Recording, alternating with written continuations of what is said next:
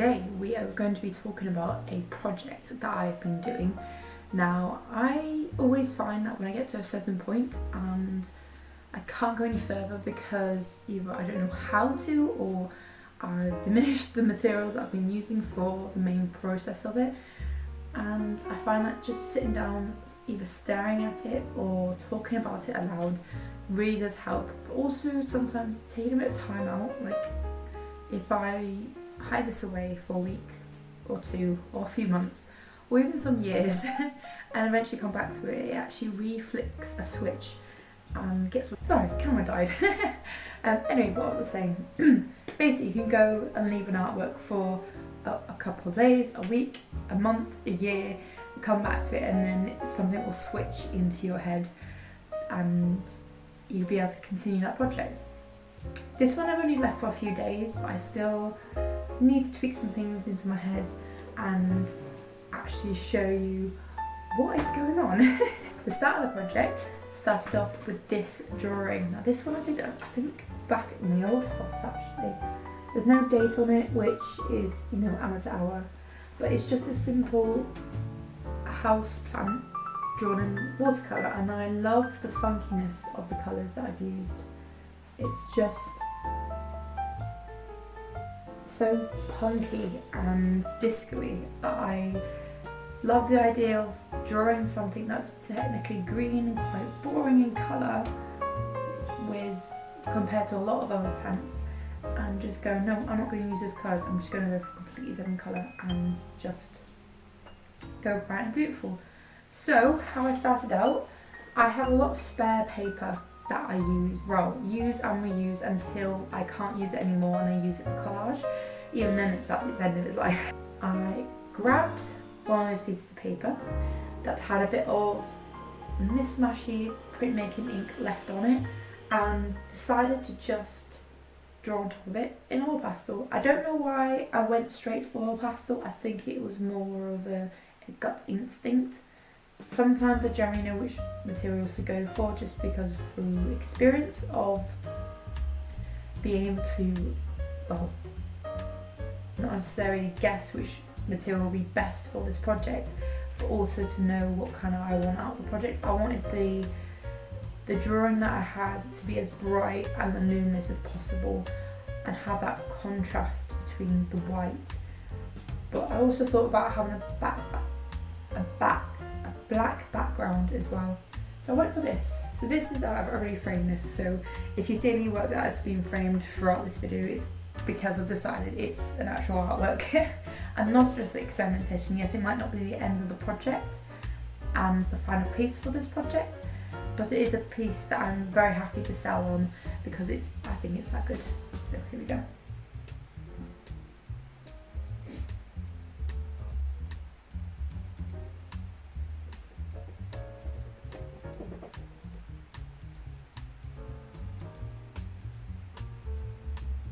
So as you can see, it's got a nice little white border as well as a mounted border, and then we've got the oil pastel just going over the edges, and it just brings you in basically.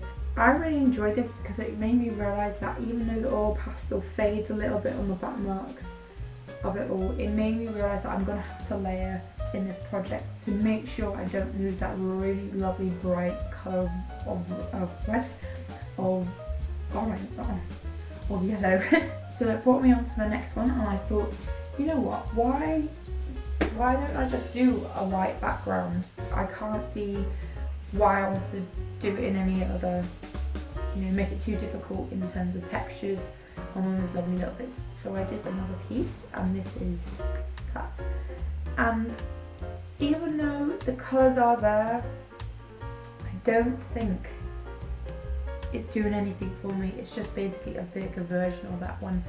It does have some ideas for it because, as you can see at the back, I was trying to work out if I was going to give it a colour background, which colour I would go to, and this is where, thinking back to the original colour of the plant, would kind of influence the background just to make it pop out and become this really cool realistic version, or funky version of a houseplant. At this point I was maybe also thinking about whether or not to go back to the original material, which is watercolour, and even though I couldn't find the original watercolour pens, I just had some watercolour paints and started painting, but then realised I couldn't, I lost the vibrancy, and it just became very flat and very dull, and I didn't want that. Which is a shame, because normally with watercolours you can get this beautiful marks, but I think if you don't have a background with it, it just becomes this different situation. I could have gone back and put in one of those two colours to then judge it up, to then judge, but I didn't. I decided not to. I think I was just a bit upset that it didn't work in watercolour. Before actually doing the last two pieces that I've gotten up to, I did a bigger version of a section of the plant, because I kept coming back and thinking, I don't need all the information that I've used in this drawing. I've just got one section which I absolutely love and I'm kind of obsessed with, and it kept being the most exciting part to draw. That for me is a very good inkling that's becoming something different within its own formation. Now, I did consider all paints for this project as well, but I think I very quickly brushed it underneath the water,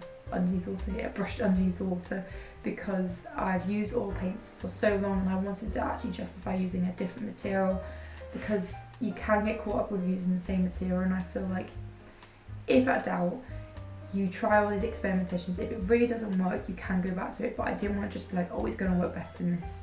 I didn't want to just palm off all these other experimentations just for the sake of thinking that it's going to work in a different material, because oil paints are actually really expensive and no one knows. So I wanted to try other versions, and I stuck with my gun and stuck with all pastels, which was these two next pieces.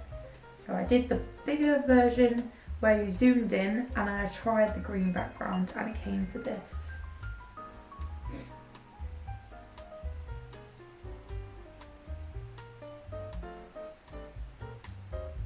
So this version fits perfectly into a 30 by 40 piece, and it will be up for sale on Vinted. It's in my description box. And I've never done something so bright and vivid within a small space. It kind of looks very art poppy because of the vibrancy of the colours. However, I do not mind that. I really don't mind it. This would not shout my name usually, but it's so cool.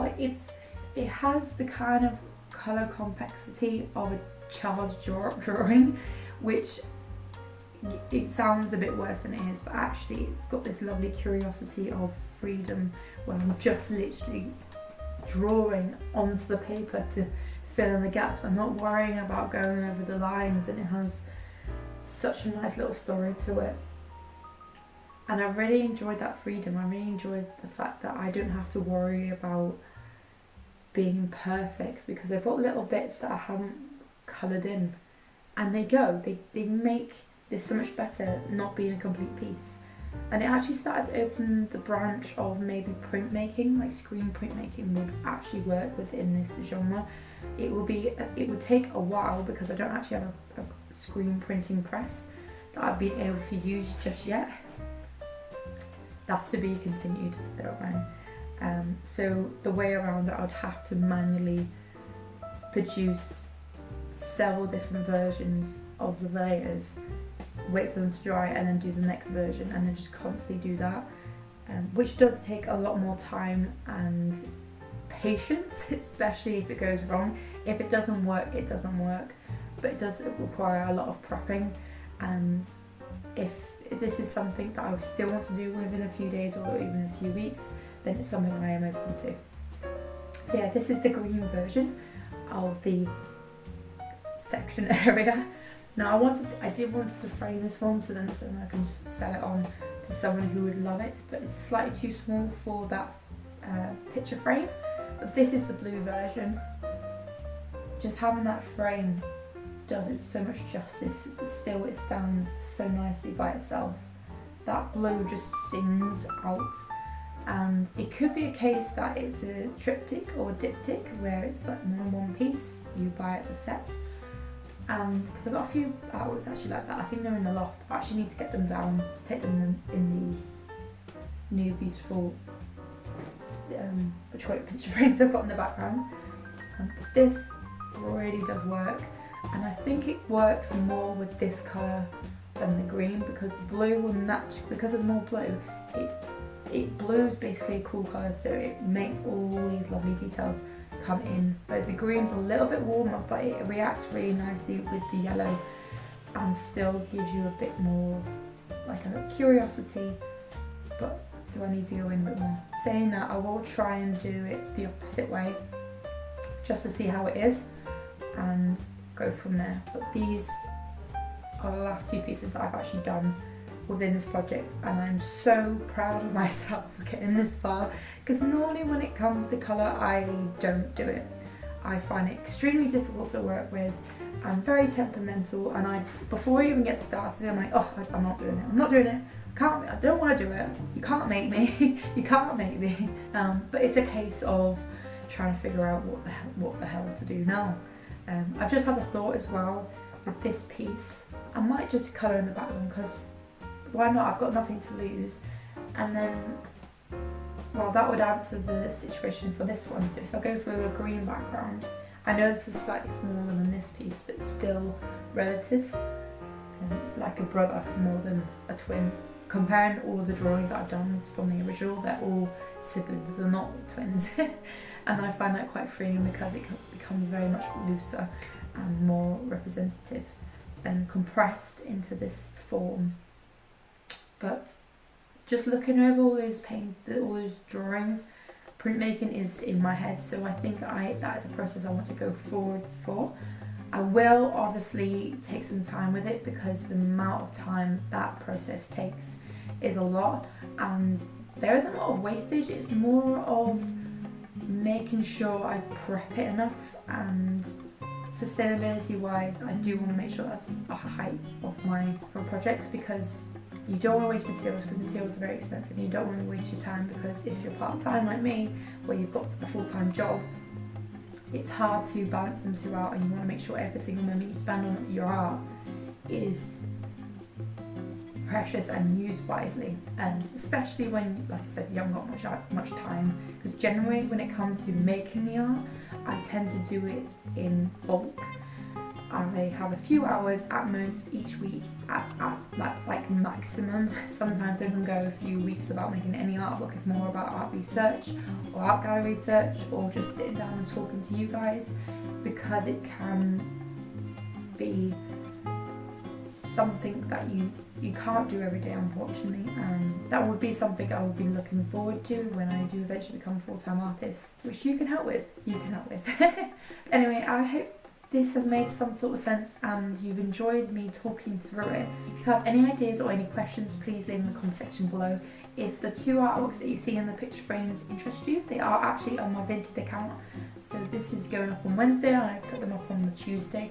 If you see it on Vinted and you just message me saying I've seen you on YouTube, I will give you a small discount, 10% as well, if you would like that, because my car broke and I'm trying to get money to cover the costs before the end of the month, so fingers crossed. But yeah, if you see anything else that you like, you obviously don't have to like anything in this project, but if you're interested in any of my artworks that I've done, they're all in my Vinted account, and there's also a few in my eBay account as well, if you'd like to check that out.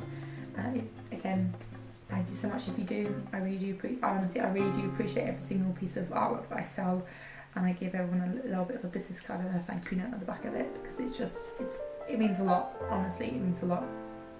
If you can't do any of that, I totally understand. Cost of living crisis and all that is still a joke, but still very prominent. Please just like and subscribe to my channel, because it does help me out in the same way. I'm getting towards the building of the channel so I can start monetizing. I don't want to monetize, but if it means that I can take a step away from my full-time job, it means that I can basically do full-time and live the life that I want, because ideally this is more the life I want than working for someone else, but I have to be realistic. I have to work for someone else for a little bit, hopefully not for much longer, and then go from there. But yeah, please do check out everything in my description box, so social medias, the selling accounts. There's also a few videos there if you want to check them out. But in the meantime, thank you guys so much for watching, and I hope to see you again. Bye.